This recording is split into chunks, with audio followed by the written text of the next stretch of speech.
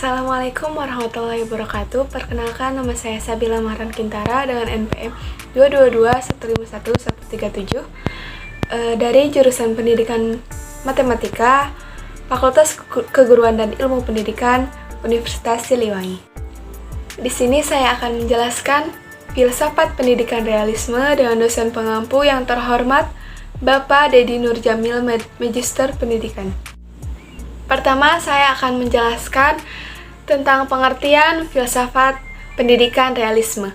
Menurut Aristoteles, berpendapat bahwa pengalaman itu bukanlah pengetahuan yang berupa bayangan belaka. Segala sesuatu tidak terletak pada keadaan bendanya, tetapi pengertian keberadaan bendanya, yaitu ide yang tidak terlepas pada kenyataan yang ada. Maksudnya, ketika benda tersebut tidak ada yang memikirkan, tapi benda itu tetaplah ada dan keberadaan itu tidak ditentukan oleh akal pikiran. Adapun menurut Johann Amos Comenius, pemikir yang dapat digolongkan pada realisme religius, berpendapat bahwa semua manusia harus berusaha mencapai suatu tujuan. Beliau juga mengemukakan bahwa pendidikan harus bersifat universal, seragam, dan harus dimulai dari pendidikan yang lebih rendah serta merupakan kewajiban bagi manusia. Sedangkan menurut Francis Bacon berpendapat bahwa pengetahuan yang diterima oleh manusia melalui indrawi. Jadi, ilmu pengetahuan yang sebenarnya oleh ilmu adalah ilmu yang telah terakumulasi oleh akal pikiran dan kenyataan yang kemudian yang diperkuat oleh panca indera. Jadi, pendidikan filsafat realisme itu adalah kemampuan dasar dalam proses pendidikan yang perkembangannya ditentukan oleh pendidikan atau lingkungan sekitar. Realisme itu bersifat objektif, nyata, bukan hanya bayangan. Nah, adapun tujuan dan ciri-ciri pendidikan realisme. Tujuannya untuk mengembangkan kemampuan intelektual agar bisa mencari kebenaran melalui observasi langsung dengan kejadian yang nyata. Sedangkan ciri-ciri dari pendidikan realisme yaitu menggunakan observasi, mengamati, dan mencoba. Selanjutnya, jenis-jenis realisme.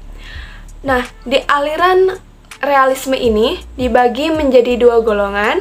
Yang pertama ada golongan realisme rasional dan realisme alam. Aliran realisme rasional berasal dari Aristoteles, dibagi menjadi dua, yaitu realisme klasik dan realisme religius. Aliran realisme alam atau realisme ilmiah mengembangkan ilmu pengetahuan alam. Aliran realisme ini bersifat skeptis dan eksperimental. Menurut aliran ini, alam bersifat tetap meskipun ada perubahan di alam, namun perubahan tersebut sesuai dengan hukum-hukum alam yang sudah berlaku, sehingga alam semesta terus berlangsung dengan teratur. Bentuk-bentuk realisme. Yang pertama, realisme ekstrim atau primitif. Realisme ekstrim yang berpendapat bahwa abstraksi itu ada sebagai entitas real dalam dimensi lain, realitas, dan bahwa konkret yang kita persepsi hanyalah merupakan cerminan yang tidak sempurna. Namun, konkret tersebut menyebabkan timbulnya abstraksi dalam pemikiran kita. Realisme akal sehat. Realisme akal sehat memiliki kelebihan dalam mengatasi kritik kedua yang diajukan terhadap realisme ekstrim atau primitif. Menurut realisme akal sehat, objek yang khayalan tidak berdiri sendiri dan berada di luar pikiran, tetapi dalam beberapa hal merupakan produk pikiran.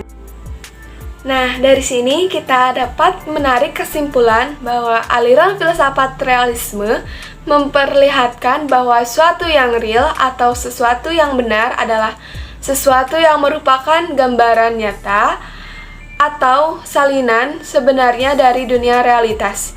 Pendidikan menurut aliran filsafat realisme menekankan bahwa pada pembentukan peserta didik agar mampu melaksanakan tanggung jawab sosial dalam menjalani kehidupan bermasyarakat.